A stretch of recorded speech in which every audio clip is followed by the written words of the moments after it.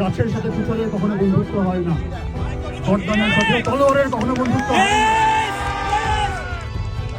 আমরা আমাদের নিজেদের পরিবারগুলো ফেরত চাই, আমরা আমাদের নিজেদের সরকার নিজেরা গঠন করতে চাই, আমরা আমাদের ভোট দিতে চাই। আমরা গত 3 বার ভোট দিতে পারি নাই।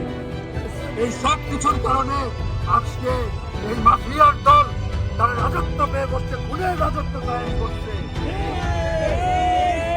আজকে যদি বাংলাদেশে গণতন্ত্র থাকতো, চেক এন্ড ব্যালেন্স থাকতো, অ্যাকাউন্টেবিলিটি থাকতো, তাহলে এই জালিমের দল এসব করতে পারত না। যতগুলো হত্যা হয়েছে, হত্যাকারী হয়তো অনেক, কিন্তু হুকুমের আসামি এক।